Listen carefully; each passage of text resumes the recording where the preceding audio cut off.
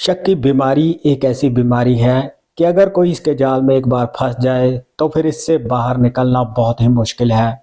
और बिल्कुल ऐसा ही होता है आज की सच्ची घटना में भी, जहाँ पे शक की वजह से ही तीन तीन जिंदगियां हमेशा के लिए इस दुनिया को छोड़कर चली जाती हैं।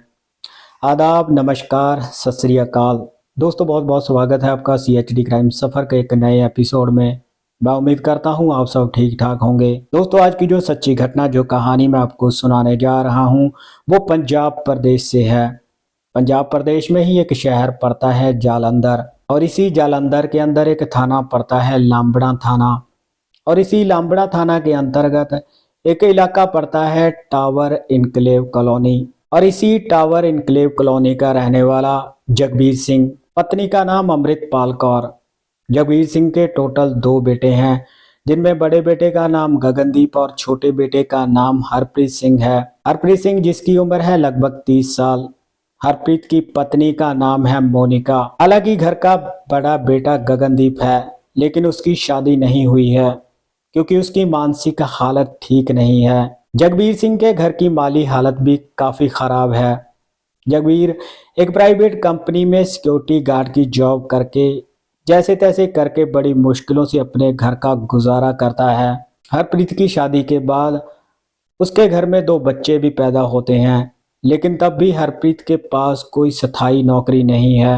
ये वाकया है 18 अक्टूबर 2023 के रात के लगभग 10 बजे का, जब जैसे ही हरप्रीत अपनी पत्नी मोनिका के साथ रात का खाना खाने के बाद अपने कमरे में सोने के लिए जाता है, तब किसी बात को लेकर उसका झगड़ा अपनी पत्नी मोनिका के साथ हो जाता है। मोनिका हरप्रीत से कहती है कि कल सुबह ही मैं अपने दोनों बच्चों को साथ लेकर अपने मायके में चली जाऊंगी।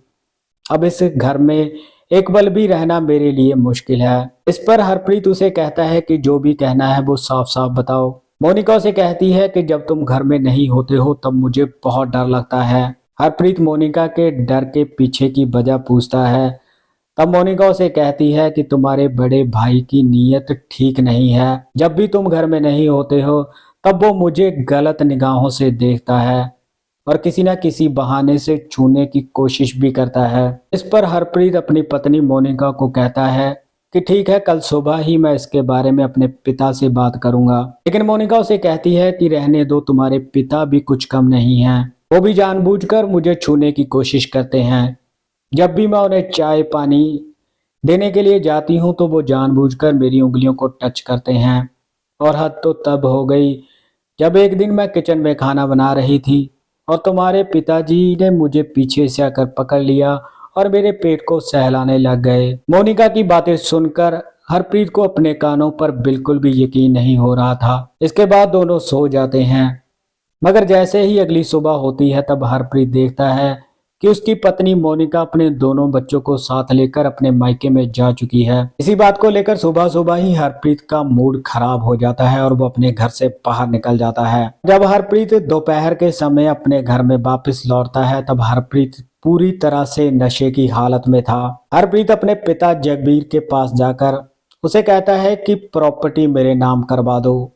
प्रॉपर्टी का कुछ हिस्सा बेचकर मैं एक बिजनेस करना चाहता हूँ। इस पर जगबीर हरप्रीत से कहता है कि प्रॉपर्टी का कोई भी हिस्सा तुम्हारे नाम पे नहीं किया जाएगा।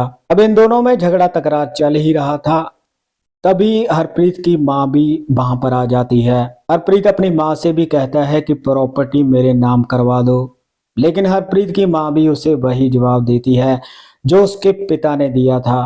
हरप्रीत की माँ उसे कहती है कि अगर हम प्रॉपर्टी तुम्हारे नाम करवा देंगे तो हम तो घर से बेदखल हो जाएंगे, इसीलिए प्रॉपर्टी किसी भी कीमत पर तुम्हारे नाम नहीं की जाएगी। अब क्योंकि मोनिका ने एक शक का कीड़ा हरप्रीत के दिमाग में डाल दिया था, उसी की वजह से गुस्से में आकर हरप्रीत अपने पिता की लाइसेंसी बंदूक उठाकर उसे अपने पिता की छाती के सामने ही तान कर खड़ा हो जाता है और अपने पिता से कहता है कि तुम अभी प्रॉपर्टी मेरे नाम कर दो, वरना तुम्हारे लिए अच्छा नहीं होगा। ये बात सुनकर हरप्रीत की मां अमृतपाल कौर अपने पति के सामने आकर खड़ी हो जाती है और अपने बेटे हरप्रीत से कहती है कि तुम्हें जो भी करना है कर लो, प्रॉपर्टी तुम्हारे नाम पे नहीं होगी। इसी बात को लेकर हरप्रीत बंदूक का गोला दबा देता है और गोली सीधी उसकी मां को लगती है और वो जख्मी होकर फर्श पर गिर जाती है। इससे पहले कि जगबीर को कुछ समझ में आता, हरप्रीत दूसरी बार बंदूक का गोला दबाता है और गोली सीधी जगबीर की छाती में जाकर लगती है और वो भी जमीन पर गिर जाता है। अब गोली चलने की आवाजें जैसे ही दूसरे कमरे में मौजूद हरप्रीत के बड़े भाई गगनदीप के कानों में सुनाई पड़ती हैं। वो भी भागता दौड़ता हुआ उसी कमरे में आ जाता है और अपने माता पिता की हालत को देखकर हरप्रीत के साथ गाली गलौज करने लगता है। हरप्रीत एक बार फिर से बंदूक में कुछ गोलियां लोड करता है और अपने भाई गगनदीप के ऊपर भी गोली चला देता है। तीनों की घटना स्थल पर ही मौत हो जाती है। हरप्रीत अब किचन में जाकर गैस ओपन करता है और घर के मेन दरवाजे पर ताला लगाकर वहां से फरार हो जाता है। लेकिन गोलियां चलने की आवाजें पड़ोसियों के कानों में भी सुनाई पड़ी थी।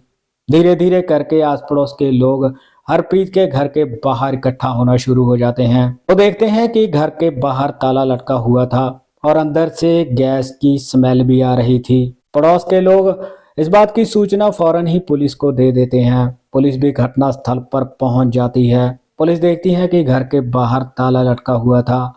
पुलिस वाले ताला तोड़कर जैसे ही घर के अंदर दाखिल होते हैं, तब देखते हैं कि घर के अंदर तीन तीन लाशें पड़ी थीं और गैस भी ओपन था। पुलिस वाले सबसे पहले तीनों डेड बॉडी को अपने कब्जे में लेकर पोस्टमार्टम के लिए भेज देते हैं। इसके बाद आस पड़ोस के लोगों से पूछताछ करते हैं।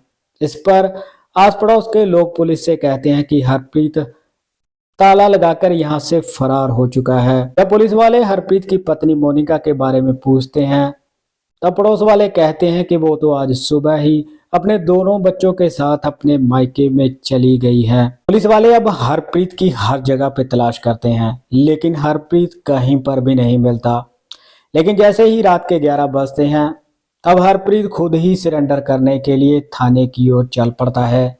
और जैसे ही इसके बारे में पुलिस को पता चलता है, तब पुलिस उसे रास्ते में से ही उठाकर अपनी हिरासत में ले लेती है और इन हत्याओं के पीछे की वजह हरप्रीत से पूछती है। इस पर हरप्रीत पुलिस से कहता है कि मुझे इन हत्याओं का कोई भी पछतावा नहीं है, क्योंकि मेरे पिता और मेरे भाई मेरी पत्नी पर अपनी गंदी नजर रखते थे और वो मेरी पत्नी को ही अपने लपेटे में लेना चाहते थे। और जब मैंने उनसे अपनी प्रॉपर्टी का हिस्सा मांगा, तब उन्होंने मुझे साफ साफ मना कर दिया।